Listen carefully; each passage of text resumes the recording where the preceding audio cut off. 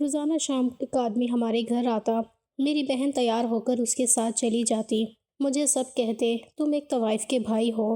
ایک دن میں نے ماں کو بھی اس حال میں دیکھا تو گھر سے بھاگ گیا۔ میں جوان ہوا تو میری شادی علینا سے ہوئی۔ میری بیوی مجھ سے چھپ کر کسی سے ملنے جاتی، میں نے پیچھا کیا تو وہ ایک گھر میں داخل ہوئی۔ پھر اندر سے میری بیوی کی چیخیں، کیسے بغیرت مرد ہو تم، تمہاری بہن کیا گل کھلاتی پھرتی ہے اور تمہیں ذرا بھی شرم نہیں۔ میں جو دفتر سے واپس لوٹ رہا تھا، گلی کے کونے پر بیٹھے آدمی کے منہ سے یہ لفظ سن کر ہکا بکا رہ گیا تھا۔ پھر میں نے آگے بڑھ کر اس کا گریبان پکڑ لیا، تمیز سے بات کر میری بہن کے بارے میں۔ میرا غصہ آسمان کو چھونے لگا، مگر اس کی بات پر تو ارد گرد کے اور بھی لوگ جمع ہو گئے۔ کہنے لگے، ایک تو تم لوگوں نے محلے کا ماحول خراب کر دیا ہے، اوپر سے تم ہمیں کہہ رہے ہو کہ ہم تمیز سے بات کریں۔ تم لوگ اگر شرافت اور عزت کے ساتھ یہاں نہیں رہ سکتے تو اپنا گھر چھوڑ کر چلے جاؤ۔ ہماری جوان بہن بیٹیوں کو خراب نہ کرو۔ وہ سب ایک ہو چکے تھے اور میں اس بھیڑ میں تنہا تھا۔ ان سے مزید جھگڑا کرنا میرے لیے ناممکن ہوا تھا، اس لیے میں غصے میں گھر میں داخل ہوا اور اپنا سامان ایک طرف پھینک دیا۔ اماں نے مجھے اتنا غصے میں دیکھا تو فوراً میرے پاس آ گئی۔ کیا بات ہے، میرے راجہ بیٹے کو کس بات پر غصہ ہے؟ وہ جیسے مجھے بچوں کی طرح پچکار رہی تھیں۔ میں نے غصے میں اماں کو دیکھا اور کہا، مجھے بتائیں میرے پیچھے یہ شگفتہ کیا کرتی پھرتی ہے؟ سارے محلے والے مجھے عجیب و غریب باتیں کہنے لگے ہیں۔ مجھے تو سمجھ نہیں آتا میں نوکری کروں یا پھر آپ لوگوں کی چوکیداری۔ میں جو غصے میں اماں سے بھی بھیڑ گیا تھا، میری بات پر اماں کے ماتھے پر بل پڑ گئے تھے۔ محلے والوں کا کام ہی ہے فضول باتیں کرنا، وہ تمہیں جان بوجھ کر تنگ کرتے ہیں۔ ان کی نظر ہمارے گھر پر جو ٹھہر گئی ہے، کونے والا گھر ہے، بڑا ہے، اور پھر انہیں پتا ہے کہ ہم بے سہارا لوگ ہیں۔ تم بھی سیدھے سادے ہو، اسی لیے وہ تمہارے سامنے ایسی باتیں کرتے ہیں تاکہ تم یہ گھر بیچنے کے حق میں ہو جاؤ۔ تمہیں پتا ہے دوسری گلی کے وہ جو امیر شخص ہیں، رئیس ثانی صاحب، انہوں نے یہ گھر خریدنے کے لیے محلے والوں سے کہہ رکھا ہے۔ انہیں لگتا ہے کہ وہ یہ گھر خرید لیں گے اور کسی نہ کسی طرح ہمیں یہاں سے جانے پر مجبور کر دیں گے۔ لیکن میری بات سن لو، میں تمہارے باپ کی یہ آخری نشانی نہیں بیچوں گی۔ محلے والوں کے سامنے انہوں نے ہی شگفتہ کے بارے میں الٹی سیدھی باتیں کی ہیں اور اسی وجہ سے سب لوگ ایسی باتیں کر رہے ہیں۔ اب تمہاری مرضی ہے کہ تم اپنی بہن پر اعتبار کرو یا پھر محلے والوں کی فضول باتوں پر۔ اماں مجھ پر ہی غصے میں آ گئی تھیں اور میں ایک لمحے کو چپ ہو گیا تھا۔ میں سارا دن نوکری پر ہوتا تھا، اسی لیے مجھے اندازہ نہیں تھا کہ میرے پیٹھ پیچھے کیا ہوتا ہے۔ پھر میں نے اماں سے پوچھا، شگفتہ کہاں ہے؟ اسے بلائیں۔ اماں کہنے لگی، وہ تو اپنی دوست کے گھر گئی ہے، تھوڑی دیر بعد آ جائے گی۔ اماں کی بات پر میں تل ملا گیا۔ اماں کتنی بار کہا ہے وہ جوان ہو رہی ہے، اسے ایسے کسی بھی دوست کے گھر جانے نہ دیا کریں، خاص کر رات کے وقت۔ اب دیکھیں نا، رات کے 9 بجنے والے ہیں، اب وہ آدھی رات کو اکیلی گھر لوٹے گی تو باتیں تو بنائیں گے نا لوگ۔ اماں کہنے لگی کہ میں نے کہا نا تم سے لوگوں کی باتوں پر دھیان نہ دو، اور رہی بات شگفتہ کے لوٹنے کی تو وہ اکیلی نہیں آئے گی، اس کی دوست خود اسے چھوڑنے آئے گی۔ تم کھانا کھاؤ اور جا کر سو جاؤ۔ اماں نے میرے آگے کھانا رکھ دیا تھا۔ میں نے منہ ہاتھ دھویا اور چپ چاپ کھانا کھانے لگا کہ پہلے ہی محلے میں میرا کافی جھگڑا ہو گیا تھا، اس لیے مزید کسی سے بات کرنے کا کوئی دل نہیں تھا۔ میں نے بالکل خاموشی سے کھانا کھایا اور اپنے کمرے میں آ گیا۔ میری یہی تو روٹین تھی، صبح اٹھتے ہی دفتر چلا جاتا، رات کے وقت لوٹتا اور پھر کھانا کھاتے ہی کمرے میں آ کر سونے کی کوشش کرنے لگتا، کیونکہ اگلے دن پھر فریش ہو کر دفتر جانا ہوتا۔ ابا کے انتقال کے بعد سے میری روٹین یہی بن چکی تھی۔ ذمہ داریوں کا بوجھ بڑھتا جا رہا تھا، مجھے شگفتہ کی شادی کرنی تھی اور یہی فکر مجھے ستا رہی تھی کہ اتنے کم پیسوں میں شگفتہ کی شادی کیسے کروں گا۔ میری سیلری اتنی تھی کہ گھر کا خرچہ، اماں کی دوائیں، بجلی گیس کا بل، میں بامشکل یہ سب پورا کر رہا تھا۔ پھر آئے دن میری موٹر سائیکل خراب ہو جاتی تو اس پر الگ پیسے لگتے۔ دن بدن پیٹرول مہنگا ہو رہا تھا، اسی لیے سب کچھ میرے بس سے باہر ہوتا جا رہا تھا۔ ابھی میں بس بے بسی کے عالم میں اپنے بستر پر لیٹا کروٹیں بدل رہا تھا۔ پھر جب بے چینی حد سے بڑھی تو میں کھڑکی پر جا کر کھڑا ہو گیا، باہر گلی کا منظر دیکھنے لگا۔ سردیوں کے دن ہونے کی وجہ سے ہر طرف سناٹا اور خاموشی تھی۔ پتہ نہیں شگفتہ لوٹی تھی یا نہیں، مجھے اندازہ نہیں تھا۔ میں بس یوں ہی خاموشی سے گلی میں جھانک رہا تھا کہ جب ایک موٹر سائیکل آتی ہوئی دکھائی دی تو ہمارے دروازے پر رکی۔ اس پر سے شگفتہ اتری۔ میں ایک دم ہی چونک گیا، کیونکہ اس موٹر سائیکل پر اس مرد اور شگفتہ کے علاوہ کوئی نہیں تھا، یعنی اس کی کوئی دوست ساتھ نہیں تھی۔ شگفتہ سیدھے اتر کر گھر میں داخل ہو گئی تھی اور وہ موٹر سائیکل والا باہر سے ہی چلا گیا تھا۔ مجھے ایک دم غصہ آیا تھا، گلی والوں کی باتیں یاد آئی تھیں۔ اب اگر رات کے اس پہر کو شگفتہ کو کسی غیر مرد کے ساتھ موٹر سائیکل پر آتا دیکھ لیتا تو کیا ہوتا؟ میں غصے کی حالت میں کمرے سے باہر نکلا تو اماں اور شگفتہ کو باتیں کرتے پایا۔ مجھے دیکھتے ہی وہ دونوں چپ ہو گئی تھیں۔ شگفتہ اپنی چادر ایک طرف رکھتے ہوئے پاؤں پر پاؤں پسارے بیٹھ چکی تھی۔ ساتھ ہی اس نے ٹی وی کا بٹن آن کر لیا تھا۔ میں اس کے آگے کھڑا ہو گیا۔ کس کے ساتھ آئی ہو تم؟ میرا غصہ اپنی حدوں کو پار کر رہا تھا۔ وہ ایک دم ہی میری طرف دیکھنے لگی جیسے اسے میرا انداز سمجھ آ گیا ہو۔ بھائی، اپنی دوست کے بھائی کے ساتھ آئی ہوں، اس نے آہستگی سے جواب دیا تھا۔ کیوں، تمہاری دوست کیوں نہیں آئی تمہیں چھوڑنے؟ اور کتنی بار کہا ہے اتنی رات گئے گھر سے باہر نہ رہا کرو۔ پتہ بھی ہے محلے والے کس طریقے سے باتیں بنانے لگے ہیں۔ میری بات پر وہ کچھ نہ کہہ سکی بلکہ اماں کی طرف دیکھنے لگی۔ اماں بولی، تمہارا دماغ خراب ہو گیا ہے کیا؟ بار بار ایک ہی بات کیوں دہرا رہے ہو؟ کمرے میں جاؤ اور جا کر سو جاؤ۔ محلے والوں کی وجہ سے ہم سانس لینا چھوڑ دیں۔ اس کی دوست کے گھر مہمان آ گئے تھے اس لیے وہ خود نہیں آئی۔ شگفتہ نے گھر آتے ہی مجھے یہ بات بتا دی۔ اور اس کی دوست کا بھائی ایک اچھا لڑکا ہے، وہ پہلے بھی اپنی بہن کے ساتھ ہمارے گھر آیا ہوا ہے۔ فضول میں ہر بات کو سر پر سوار نہ کرو۔ اماں کے ڈانٹنے پر میں چپ چاپ کمرے میں آ کر لیٹ گیا تھا۔ وہ مجھ سے بڑی تھی، ان کے آگے میں کچھ نہیں کہہ سکتا تھا۔ ساری رات میں بس چپ چاپ ہی کروٹیں بدلتا رہا کہ اب تو نیند آنکھوں سے ہی اوجھل ہو گئی تھی۔ کیا واقعی محلے والے سچ کہہ رہے تھے یا پھر اماں کی بات سچی تھی؟ یہی سوچتے سوچتے صبح ہو گئی تھی۔ صبح میں دفتر جانے کے لیے نکلا تو 8 بج رہے تھے۔ گلی کے کونے پر کھڑے لڑکے مجھے دیکھ کر آپس میں باتیں کرنے لگے۔ وہ کالج جانے والے لڑکے تھے جو شاید بس کا انتظار کر رہے تھے۔ ان میں سے ایک کی آواز میرے کانوں میں پڑی تھی۔ بڑا بے شرم ہے یہ شگفتہ کا بھائی، اس کی بہن آدھی آدھی راتوں کو غیر مردوں کے ساتھ گھر لوٹتی ہے۔ کل رات کو بھی ایک نئے لڑکے کے ساتھ آئی تھی مگر اس کو تو ذرا شرم نہیں۔ میں نے ایک دم ہی غصے میں موٹر سائیکل روک کر اس لڑکے کا گریبان پکڑ لیا تھا۔ کیا کہہ رہا ہے تو میری بہن کے بارے میں؟ میرا میٹر بالکل شارٹ ہو گیا تھا۔ وہ ایک دم ہی گھبرا گیا، کہنے لگا، طوائفوں کے بھائی کو یہ غصہ جچتا نہیں ہے۔ تمہاری بہن اور ماں دونوں ہی طوائف ہیں، تمہارے پیچھے دونوں گندی حرکتیں کرتی ہیں، غیر مرد تمہارے دروازے پر آ کر کھڑے ہوتے ہیں، اور تمہیں بھی معلوم ہے کہ تمہاری بہن آدھی رات کو دوسرے مردوں کے ساتھ گھر آتی ہے، مگر تمہیں شرم چھو کر نہیں گزری اور ہمارا گریبان پکڑ رہے ہو۔ وہ لڑکا ایک دم ہی بد لحاظی پر اترا تھا۔ اس نے ساری حدوں کو پار کر دیا تھا اور میں نے غصے میں اسے مارنا پیٹنا شروع کر دیا تھا۔ میں نے اسے اتنا مارا کہ اس کے منہ سے خون نکلنے لگا۔ اس ہنگامے پر کچھ محلے والے جمع ہو گئے۔ ہماری لڑائی کو چھڑوایا گیا۔ مجھے دھکا دے کر پیچھے ہٹایا تو میرے کپڑے بھی خراب ہو گئے، سارا کیچڑ پانی لگ گیا۔ وہ لڑکا محلے والوں سے میری شکایت کرتے ہوئے کہہ رہا تھا کہ اپنی بازاری بہن سنبھالی نہیں جاتی اور یہ ہم پر ہاتھ اٹھانے آ جاتا ہے۔ یہ اچھے لوگ نہیں ہیں، انہیں محلے سے نکال دینا چاہیے۔ محلے والے مجھے غصے میں کہہ رہے تھے کہ پہلے اپنی بہن اور ماں کو سنبھال، پھر آ کر ہمارے بچوں پر ہاتھ اٹھانا۔ اور میں اپنے گندے کپڑے لیے واپس اپنے گھر آ گیا تھا۔ آنکھوں میں آنسو تھے، چہرہ غصے سے سرخ پڑا ہوا تھا۔ سمجھ نہیں آ رہا تھا کہ کیا کروں اور کیا نہیں۔ میں واپس گھر میں داخل ہوا تو اماں جو میرے ناشتے کے برتن سمیٹ رہی تھی میری یہ حالت دیکھ کر گھبرا گئی۔ کیا ہوا ہے فیضان، سب ٹھیک تو ہے؟ اماں فوراً دوڑ کر میرے پاس آئی تھی۔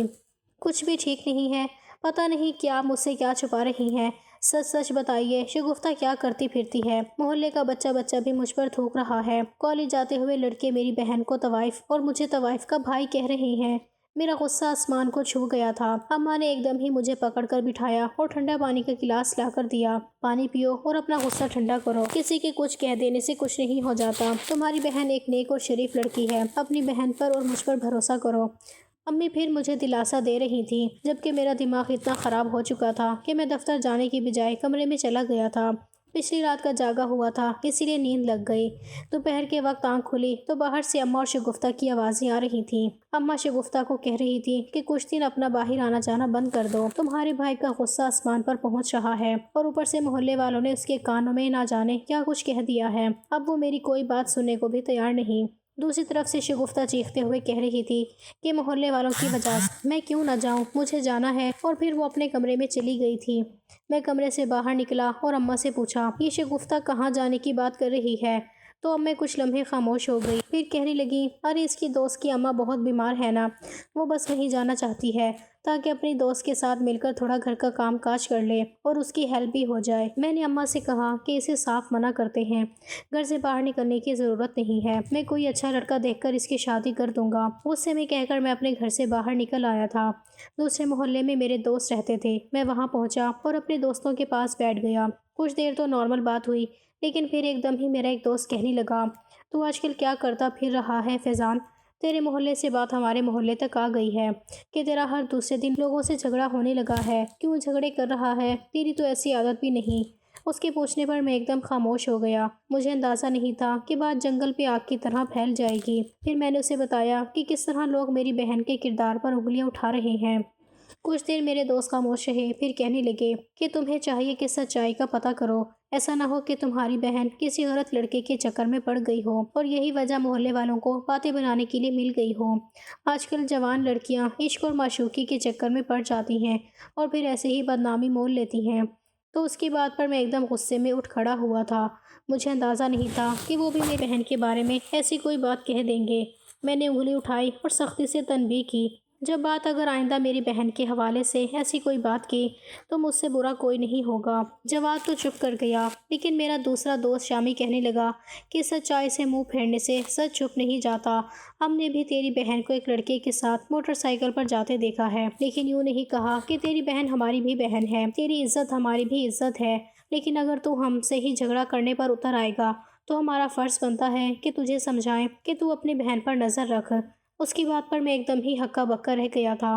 یہ کون سی باتیں تھیں جو ایک دم ہی مجھ پر کھلنے لگی تھیں۔ میں موٹر سائیکل پر چابی لگا کر وہاں سے واپس نکل آیا تھا۔ گھر میں داخل ہوا تو شگفتہ گھر پر نہیں تھی۔ میرے منع کرنے کے باوجود بھی وہ جا چکی تھی اور اسی بات پر میں نے اماں سے بہت زیادہ جھگڑا کیا تھا، مگر اماں نے شگفتہ کی طرفداری کر کے مجھے پھر خاموش کرایا تھا۔ اگلے دن میں سر جھکائے خاموش کانوں پر پہرے بٹھائے دفتر پہنچ گیا۔ راستے میں لوگوں کی نظریں مجھے کاٹ کھا رہی تھیں، لیکن بس اب میرے اندر اور سننے کی ہمت نہیں تھی۔ اس شام میں دفتر سے جلدی واپس گھر لوٹ آیا تھا اور دروازے پر مجھے ایک لڑکا کھڑا نظر آیا جو موٹر سائیکل پر شاید کسی کا منتظر تھا۔ میں نے حیرت سے اسے دیکھا اور پھر گھر میں اندر داخل ہوا۔ اماں، یہ دروازے پر کون کھڑا ہے؟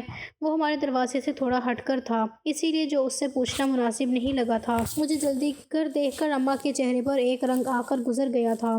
پھر میں نے دیکھا شگفتہ اپنے کمرے سے خوب تیار ہو کر نکلی ہے۔ شگفتہ بھی مجھے دیکھ کر بھونچکا رہ گئی۔ پھر اس نے اماں سے کہا کہ اماں میں جا رہی ہوں، رات تھوڑی دیر ہو جائے گی۔ اماں نے اسے اشارہ کیا تھا اور وہ باہر نکل گئی تھی۔ میں نے حیرت سے اماں کو دیکھا اور پوچھا، یہ کہاں جا رہی ہے؟ اماں کہنے لگی، وہ اس کی ایک سہیلی نے بلایا ہے، بس وہیں جا رہی ہے، اس کا بھائی لینے آیا ہے۔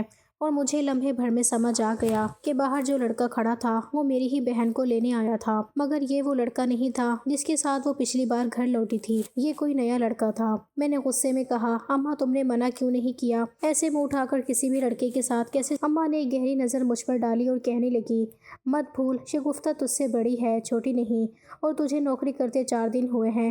سالوں سے شگفتہ ہی محنت کر کے یہ گھر چلاتی آئی ہے، بھول گیا ہے کیا تیری بہن کے تجھ پر کتنے احسان ہیں؟ اگر آج تو اچھی نوکری پر کھڑا ہے وہ بھی شگفتہ کی وجہ سے۔ اماں کی بات پر میرے لبوں پر ایک دم خاموشی چھا گئی تھی اور میں نے کمرے کا رخ کر لیا تھا۔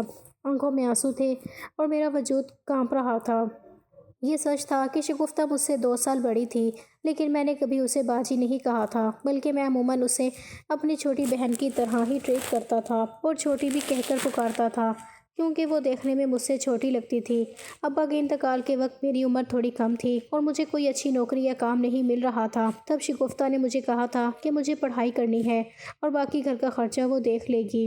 اس نے گھر کا خرچہ کس طرح دیکھا تھا یہ میں آج تک نہیں جانتا تھا، لیکن مجھے اتنا ضرور معلوم تھا کہ وہ کہیں کسی جگہ نوکری کرتی تھی۔ پھر جب میری تعلیم مکمل ہوئی تو اس نے خود ہی نہ جانے کہاں سے سفارش کروائی تھی اور مجھے یہ نوکری مل گئی تھی۔ اس دن کے بعد سے میں ہمیشہ خود کو بڑا سمجھتا آیا تھا۔ میں نے کئی بار یہ جاننے کی کوشش کی تھی کہ وہ کون سا کام کر کے گھر کا خرچہ چلاتی تھی، لیکن اماں ہمیشہ کچھ نہ کچھ بات بتا دیتی تھی۔ کبھی کہتی کہ وہ کسی کارخانے میں سلائی کڑھائی کا کام کرتی ہے، تو کبھی کہتی کہ وہ ایک اسکول میں پین کی نوکری کرتی ہے۔ میں نے بھی یہ جاننے کی زیادہ پھر کوشش نہیں کی تھی کہ میری بہن نے کیا کام کیا، مگر آج نہ جانے کیوں میرا دل بری طرح دھڑک رہا تھا۔ ایسا لگ رہا تھا کہ کوئی حقیقت دھیرے دھیرے مجھ پر اشکار ہو رہی ہے۔ کیا میری بہن مجھے پڑھانے کے لیے اور گھر چلانے کے لیے کچھ غلط کیا تھا؟ یہی سوال مجھے بے چین کر گیا تھا اور میں اپنی ہی ماں سے نظریں چرانے پر مجبور ہو گیا تھا۔ پھر اس رات جب شگفتہ لوٹی تو میں خود اس کے کمرے میں گیا اور کہا، شگفتہ آج کے بعد تم اس طرح باہر نہ جانا، اگر تمہیں کسی چیز کی ضرورت ہے یا کہیں آنا جانا ہے تو میں خود تمہیں چھوڑ کر آؤں گا۔ میری بات پر اس نے کچھ نہیں کہا تھا، بس خاموش رہی تھی۔ پھر میں اپنے کمرے میں آ گیا۔ آدھی رات کو مجھے اپنی ماں کے کمرے سے آوازیں سنائی دیں۔ مجھے لگا کہ شگفتہ پھر شاید ان سے جھگڑا کر رہی ہے۔ اسی لیے میں اماں کے کمرے کے دروازے پر پہنچ گیا، لیکن اندر کے منظر نے میری قدموں تلے سے زمین نکال دی۔ مجھے کچھ سمجھ نہیں آیا اور میں اسی وقت گھر چھوڑ کر نکل گیا۔ مجھ میں تو اتنی ہمت بھی نہیں تھی کہ اپنی بیوہ ماں کے سامنے جا کر کھڑا ہوتا اور ان سے کوئی سوال جواب کرتا۔ میں تو اپنے آپ سے نظریں ملانے کے بھی قابل نہیں رہا تھا، اسی لیے رات کے اندھیرے میں نہ جانے کیسے گرتے پڑتے، ٹھوکریں کھاتے میں نے اپنا گھر ہی چھوڑ دیا تھا۔ میری عمر تقریباً 24 سال کے قریب ہو رہی تھی، لیکن پھر بھی میں اپنے آپ کو سنبھالنے کے قابل نہیں تھا۔ میں ایک دوست کے گھر گیا اور وہیں رہنے لگا۔ میرے دوست نے بھی مجھ سے کچھ نہ پوچھا تھا، شاید وہ میرے کرب کو سمجھ گیا تھا۔ میں نے اپنی وہ نوکری بھی چھوڑ دی، اپنا موبائل فون بھی بند کر دیا۔ وہ حقیقت بہت بھیانک تھی جو میرے سامنے آئی تھی۔ جو کچھ میرے کانوں نے سنا تھا وہ میرے لیے ناقابل برداشت تھا۔ پھر میں نے دوسری جگہ نوکری تلاش کی اور خاموشی سے اپنی ایک الگ دنیا بسا لی۔ اور انہی دنوں میری زندگی میں الینا آئی۔ وہ میرے ساتھ دفتر میں نوکری کرتی تھی، میرے نئے دفتر میں وہ میری ساتھی تھی۔ چند ہی دنوں میں الینا کی محبت میں گرفتار ہو گیا۔ وہ میرے لیے میری زندگی میں ایک نئی روشنی تھی۔ الینا میری زندگی میں ایسے داخل ہوئی جیسے اندھیرے کمرے میں اچانک کھڑکی کھل جائے۔ وہ ہنستی تھی تو مجھے لگتا تھا شاید زندگی اب مجھ پر مہربان ہو گئی ہے۔ میں نے پہلی بار کسی کے سامنے اپنے ماضی کا ذکر نہیں کیا۔ میں نہیں چاہتا تھا کہ میری زندگی کے وہ زخم پھر سے ہرے ہوں۔ الینا سادہ تھی، خاموش تھی اور حد سے زیادہ خیال رکھنے والی۔ وہ میری پسند کا خیال رکھتی، وہ میرے غصے کو خاموشی سے سہ لیتی۔ وہ کبھی مجھ سے یہ نہیں پوچھتی تھی کہ میں اتنا خاموش کیوں رہتا ہوں۔ شاید وہ میرے اندر کے شور کو دیکھ لیتی تھی۔ کچھ ہی عرصے میں نے اس کے گھر والوں سے بات چیت شروع کر دی اور سادگی سے ہماری شادی ہو گئی۔ وہ بھی غریب گھرانے سے تعلق رکھتی تھی۔ جب میں اس کے گھر رشتہ لے کر گیا تو اس کی اماں نے بس یہی کہا کہ وہ سادگی سے اپنی بیٹی کو رخصت کرنا چاہتی ہیں۔ مجھے اس بات پر کوئی اعتراض نہیں تھا۔ میں ایک چھوٹے سے کرائے کے گھر میں رہتا تھا، اس کو ہی میں نے اپنی مختصر سی تنخواہ سے سجا لیا تھا۔ میں نے دل میں ٹھان لی تھی کہ میں الینا کو وہ سب کچھ دوں گا جو میری بہن اور ماں نے مجھے دینے کے لیے خود کو جلا دیا تھا۔ میں چاہتا تھا کہ الینا محفوظ رہے، خوش رہے، کسی کی محتاج نہ بنے۔ شادی کے بعد کچھ دن واقعی ایسے گزرے جیسے زندگی نے مجھے معاف کر دیا ہو۔ الینا گھر کو سنبھالتی تھی، میرے لیے کھانا بناتی، میرے کپڑے استری کرتی اور رات کو میرے انتظار میں جاگتی۔ میں نے محسوس کیا کہ وہ اکثر موبائل چھپا کر بات کرتی تھی، مگر میں نے خود کو سمجھایا کہ شاید وہ اپنی کسی سہیلی سے بات کرتی ہوگی۔ میں نے سوال نہیں کیا کیونکہ میں خود سوالوں سے بھاگتا رہا ہوں۔ وقت گزرتا گیا اور الینا کے رویے میں آہستہ آہستہ تبدیلی آنے لگی۔ وہ دیر سے سونے لگی، بات بات پر چونک جاتی اور بعض اوقات بغیر بتائے گھر سے نکل جاتی۔ میں نے ایک دن پوچھا تو اس نے مسکرا کر کہا، کچھ ضروری کام ہوتے ہیں۔ دفتر کے بعد میں نے دل کو پھر خاموش کر لیا کیونکہ میں کسی رشتے کو شک کی نظر سے نہیں دیکھنا چاہتا تھا۔ میں نے اپنی ماں اور بہن کے معاملے میں شک کیا تھا اور اس کا نتیجہ آج تک بھگت رہا تھا۔ ایک دن میں دفتر سے جلدی واپس آ گیا تو گھر میں عجیب خاموشی تھی۔ الینا گھر پر نہیں تھی۔ میں نے انتظار کیا، مغرب گزر گئی، عشاء ہو گئی۔ دل بے چین ہونے لگا۔ پھر جب وہ لوٹی تو اس کے کپڑے بکھرے ہوئے تھے، آنکھیں سرخ تھی۔ میں نے پوچھا تو اس نے کہا، میں بازار گئی تھی، وہیں گر گئی تھی۔ میرا دل ماننے کو تیار نہیں تھا مگر زبان نے ساتھ نہیں دیا۔ میں نے اس کی مدد کی، اسے کپڑے نکال کر دیے۔ وہ گرم پانی سے نہا کر آئی اور پھر چپ چاپ گھر کے کام کاج کرنے لگی۔ میں بھی اس کا ہاتھ بٹاتا رہا مگر اس رات میں سو نہیں سکا۔ اگلے دن میں نے اس کا پیچھا کرنے کا فیصلہ کیا۔ وہ گھر سے نکلی تو میں فاصلے پر رہا۔ وہ ایک گلی میں مڑی اور ایک گھر کے دروازے پر رکی۔ میرے قدم رک گئے، دل زور زور سے دھڑکنے لگا۔ وہ دروازہ کھول کر اندر داخل ہوئی۔ میں کچھ لمحے وہیں کھڑا رہا، پھر میں بھی آہستہ آہستہ اس گھر کے قریب پہنچا۔ اچانک اندر سے الینا کی چیخیں آنے لگیں، ایسی چیخیں جو انسان کی روح کو چیر دیں۔ میرے ہاتھ کانپنے لگے، سانس رک گئی، دماغ سن ہو گیا اور میں نے دروازے کو زور سے دھکا دیا۔ میں نے اندر قدم رکھا تو الینا کے بال بکھرے ہوئے تھے۔ وہ زمین پر بیٹھی تھی اور اس کے سامنے ایک بابا بیٹھا تھا جس کے ہاتھ میں کوئی دھاگا اور تعویذ تھا۔ وہ کچھ منتر پڑھ رہا تھا اور الینا درد اور خوف سے چیخ رہی تھی۔ ایک لمحے کو مجھے لگا جیسے میری سانس رک گئی ہو۔ میں 2 قدم میں اس کے پاس پہنچا اور اس کا ہاتھ پکڑ کر زبردستی کھڑا کر دیا۔ الینا مجھے دیکھ کر بری طرح گھبرا گئی۔ بابا ہڑبڑا کر پیچھے ہٹا اور کہنے لگا، بیٹا یہ عمل ادھورا رہ گیا ہے، نقصان ہو سکتا ہے۔ میں نے اس کی طرف غصے سے دیکھا اور کہا، خاموش رہو اور فوراً یہاں سے نکلو۔ میں نے الینا کو اپنے پیچھے کیا اور بابا کو دھکا دے کر کمرے سے باہر نکال دیا۔ پھر میں نے الینا کی طرف دیکھا اور پوچھا، یہ سب کیا تھا؟ تم یہاں کیوں بیٹھی تھی؟ وہ کچھ لمحے مجھے دیکھتی رہی، پھر اچانک پھوٹ پھوٹ کر رونے لگی اور میرے گلے لگ گئی۔ اس کے آنسو میرے قمیض میں جذب ہونے لگے۔ وہ کانپتی ہوئی آواز میں بولی، میں یہاں اولاد کے لیے آئی تھی۔ مجھے لگا اگر ہماری اولاد ہو جائے گی تو تم مجھے کبھی چھوڑ کر نہیں جاؤ گے۔ میں چونک گیا، میں نے اس کی طرف دیکھا اور کچھ سمجھ نہ سکا۔ وہ روتے ہوئے کہنے لگی، شادی کے اتنے مہینے گزر گئے مگر تم ویسے ہی خاموش رہے، جیسے کسی بوجھ کے ساتھ جی رہے ہو۔ تمہاری آنکھوں میں نے خود کو کھوتا ہوا محسوس کیا۔ مجھے لگا شاید تم کسی اور میں دلچسپی لینے لگے ہو یا پھر تم مجھے چھوڑ دو گے۔ اسی خوف میں نے یہ غلطی کی۔ کسی نے مجھے اس بابا کے بارے میں بتایا اور میں اندھی ہو کر یہاں چلی آئی۔ میں نے اس کا ہاتھ مضبوطی سے پکڑ لیا اور کہا، الینا، میں خاموش ضرور ہوں مگر بے وفا نہیں ہوں۔ میں تم سے الگ کبھی نہیں سوچا، میں بس اپنے ماضی کے شور سے لڑتا رہا ہوں۔ وہ سسکتے ہوئے بولی، میں تمہاری اسی خاموشی سے ڈرتی تھی۔ مجھے لگا اگر میں ماں نہ بنی تو تم مجھے بھی چھوڑ دو گے جیسے تم سب کو چھوڑ آئے ہو۔ اس جملے نے میرے سینے میں دفن سارے زخم اکھاڑ دیے۔ مجھے پہلی بار احساس ہوا کہ میں صرف خود ہی زخمی نہیں تھا، میرے ساتھ رہنے والے بھی میری خاموشی سے لہو لہان ہو رہے تھے۔ میں نے اس کا سر اپنے سینے سے لگایا اور کہا، ہم اولاد کے بغیر بھی ایک دوسرے کے ہیں۔ مجھے کسی بابا، کسی تعویذ، کسی جادو کی ضرورت نہیں ہے، بس سچ اور بھروسہ چاہیے۔ الینا کہنے لگی کہ بھروسہ تو آپ کو مجھ پر کرنا چاہیے۔ ہماری شادی ہو گئی لیکن اس کے باوجود آپ نے مجھے کبھی اپنے ماضی، اپنے گھر والوں کے بارے میں کچھ نہیں بتایا۔ اور وہ پہلا دن تھا جب میں نے اپنے دل کھول کر الینا کے آگے رکھ دیا اور اسے بتایا کہ میری بہن نے مجھے پڑھانے کی خاطر اپنی عزت فروخت کر دی تھی۔ وہ ایک بار میں ڈانسر کے طور پر کام کر رہی تھی اور شام سے رات تک وہیں ہوتی تھی۔ یہ بات میری ماں کو معلوم تھی لیکن مجھے معلوم نہیں تھی۔ اس رات جب میں اپنی ماں کے کمرے میں سے آتی آوازوں پر وہاں پہنچا، وہ کسی آدمی سے بات کرتے ہوئے کہہ رہی تھی کہ الینا مزید اس بار میں کام نہیں کرنا چاہتی کیونکہ اب اس کے بھائی کو سچ پتہ چلنے لگا۔ مگر وہ آدمی کہہ رہا تھا کہ اگر الینا نے کام چھوڑنے کا سوچا تو ہم اس کی بہت ساری ویڈیوز وائرل کر دیں گے۔ ابھی تو وہ بار کے اندر خاموشی سے ناچ رہی ہے مگر پھر اس کی عزت پورے سوشل میڈیا پر ناچے گی۔ اور یہ سن کر اماں بالکل چپ ہو گئی تھیں اور میں تو شاکڈ رہ گیا تھا۔ میں جان گیا تھا کہ میری بہن گندے دلدل سے نہیں نکل سکتی اور نہ ہی میں اس کے لیے کچھ کر سکتا ہوں۔ اسی لیے میں نے اپنے آپ کو بچانے کے لیے اس گھر کو چھوڑ دیا تھا تاکہ میں روز روز جیتے جی مر نہ سکوں، اپنی بہن کو غیر مردوں کے ساتھ جاتا ہوا نہ دیکھ سکوں۔ جب یہ بات میری بیوی کو پتہ چلی تو وہ حیران رہ گئی۔ کہنے لگی، آپ کیسے اپنی ماں اور بہن کو اس گندے دلدل میں چھوڑ آئے؟ ہمیں انہیں وہاں سے نکال لینا چاہیے۔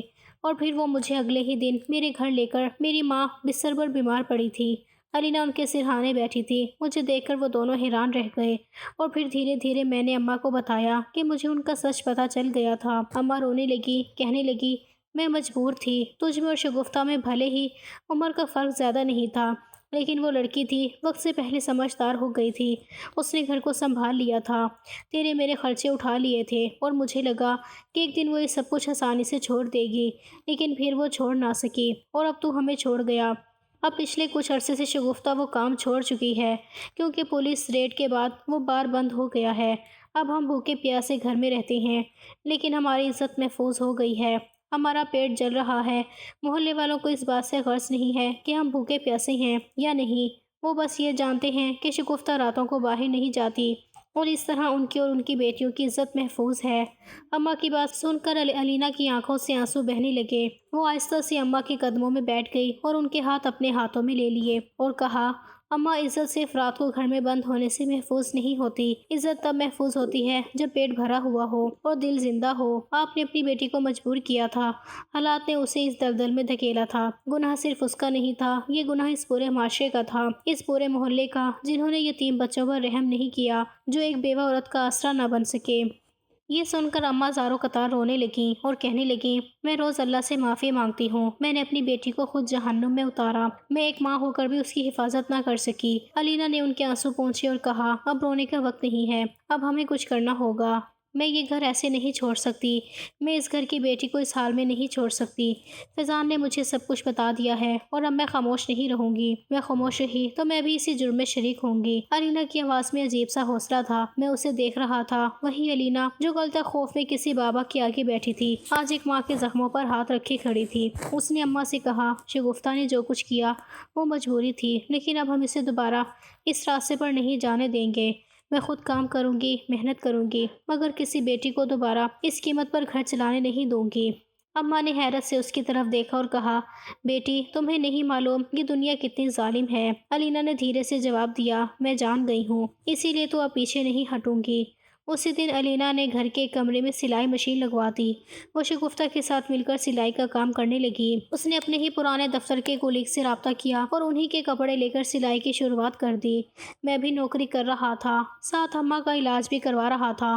میں نے بھی اماں سے معافی مانگی تھی کہ میں مشکل وقت اور حالات میں انہیں چھوڑ کر بھاگ گیا تھا۔ مجھے شاید اس وقت سمجھ نہیں تھی، لیکن اب عقل آ چکی تھی۔ محلے والوں کو اب بھی باتیں بنانے کی عادت تھی، مگر اب ہمیں ان کی آوازیں کم سنائی دیتی تھیں، کیونکہ اب ہم نے ایک دوسرے کا ہاتھ مضبوطی سے پکڑ لیا تھا۔ میں نے اس دن جانا کہ خاموشی صرف زخم نہیں دیتی، کبھی کبھی یہ زخم دوسروں کو بھی دے جاتی ہے، اور بھروسہ صرف مانگنے سے نہیں ملتا، اسے بانٹنا پڑتا ہے۔ علینا نے مجھے میرے ماضی کے ساتھ قبول کیا، اور میں نے پہلی بار اپنے حال کو سنبھال لیا تھا۔ رہی بات محلے والوں کی اور ان کے الزامات یا پھر ہمیں برا کہنے کی، تو یہ وہی محلے والے تھے جنہوں نے ہمارے باپ کے مرنے کے بعد نہ ہمارے سر پر دست شفقت رکھا تھا، نہ کبھی ہماری بھوک مٹانے کی کوشش کی تھی۔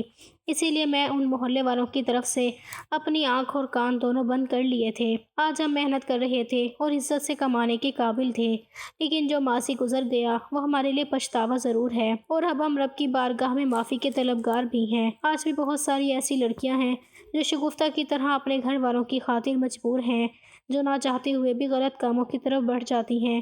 کیا ہمیں بطور معاشرہ یہ نہیں چاہیے کہ ہم ایسی لڑکیوں کا سہارا بنیں اور عزت کے ساتھ انہیں کسی نوکری، کسی کام کو کرنے کا موقع دیں؟